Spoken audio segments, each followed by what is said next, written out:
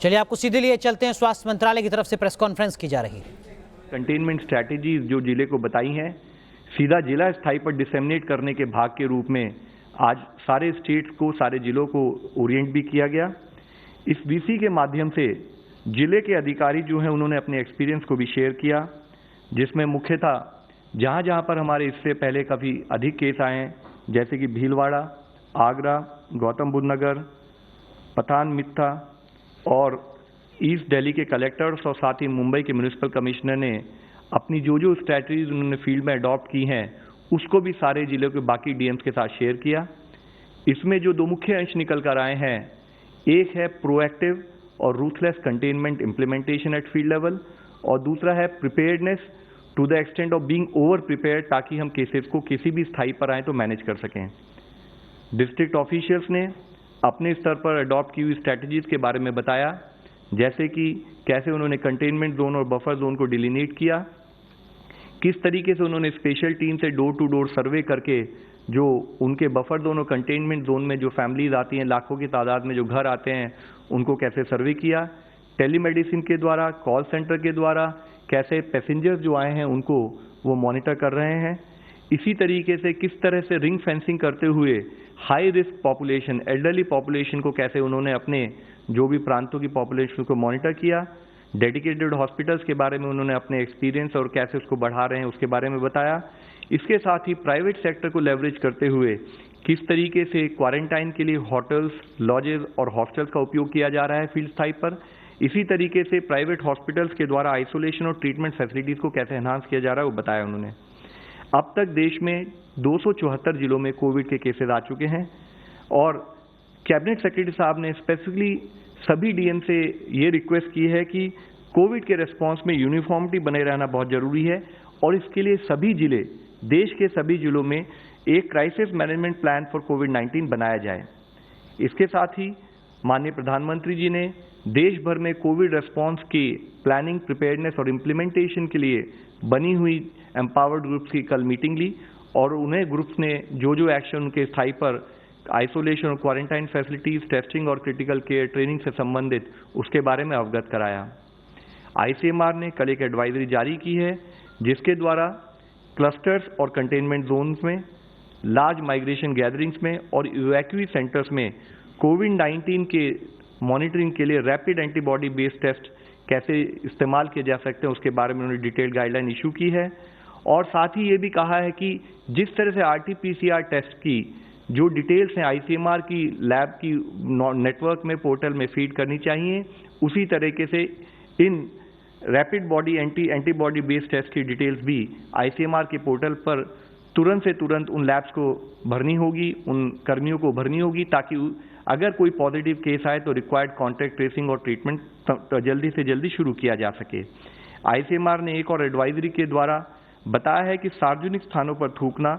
Covid virus के spread को बढ़ा सकता है। कोविड वायरस की महामारी के बढ़ते हुए खतरे को मद्देनजर रखते हुए उन्होंने अपील की है कि कोविड महामारी के दौरान धूम्रपान, तंबाकू उत्पादन, गुटखा इत्यादि के सेवन और सार्वजनिक स्थानों पर थूकने से हम परहेज करें।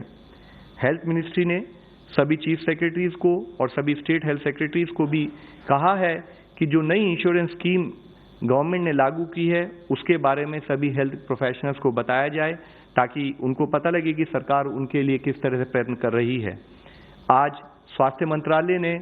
ऑक्सीजन सिलेंडर्स और उनकी अवेलेबिलिटी के लिए भी एडिक्वेट सप्लाईज हो उसके बारे में स्टेट से डिस्कशन में बताया है। माननीय स्वास्थ्य मंत्री जी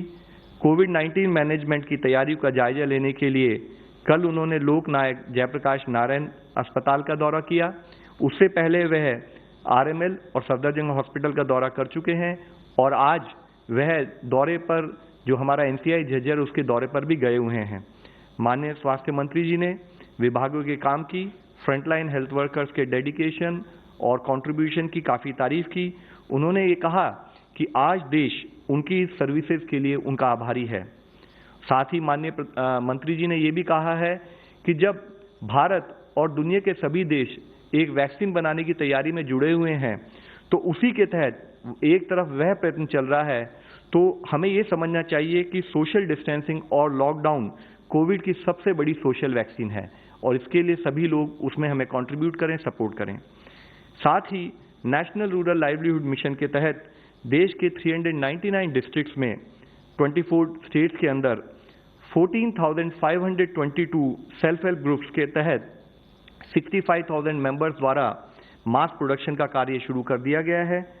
कोविड-19 के लॉकडाउन के दौरान किसी भी तरह की पावर, ट्रांसपोर्ट और की इंफ्रास्ट्रक्चर सप्लाईज डिस्टर्ब न हो, उसके तहत भारतीय रेल ने 3 मार्च तक 2.5 लाख से अधिक कोल वैगन्स और 17,700 प्लस पेट्रोलियम प्रोडक्ट वैगन्स का ट्रांसपोर्टेशन भी किया है। भारत सरकार ने लॉकडाउन के संबंध में एग्रीकल्चर और अलाइड सेक्टर्स के लिए एग्जम्पशंस और रिलैक्सेशंस भी दी हैं। ये इंश्योर किया जा रहा है कि किसानों को किसी भी तरीके की परेशानी का सामना ना करना पड़े और फसलों की हार्वेस्टिंग और सोइंग स्मूथली कर सकें। इसके तहत इसके साथ ही एग्रीकल्चर मशीनरी, स्पेयर पार्ट्स और repair work, truck repair shops on highways, उनको भी एग्जम्प्ट किया गया है। टी इंडस्ट्री इंक्लूडिंग प्लांटेशन, उनको भी एग्जम्पशंस दी गई हैं। भारत सरकार ने इसके साथ ही आयुष्मान भारत यानी प्रधानमंत्री जन आरोग्य योजना के तहत जो हमारे 50 करोड़ से अधिक उपभोगी नागरिक हैं, उनकी सुविधा के लिए अब उन्होंने कल एक आदेश जारी किए हैं, जिसके तहत सरकारी लैब्स के अलावा प्राइवेट लैब्स के माध्यम से भी फ्री टेस्टिंग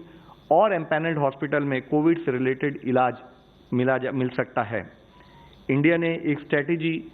अब तक, जैसे कि हम बताते आ रहे हैं कि हमारा जो पूरा एफर्ट है वो एक प्रोएक्टिव और प्रिएम्प्टिव अप्रोच के रूप में है। हमारा पूरा एफर्ट है इस डायरेक्शन में कि instead of virus chasing us, we chase virus, and that is why हमारा एफर्ट स्टार्टिंग से ही सर्विलेंस और कॉन्टैक्ट ट्रेसिंग पर एक बड़े फोकस अटेंशन के रूप में रहा है।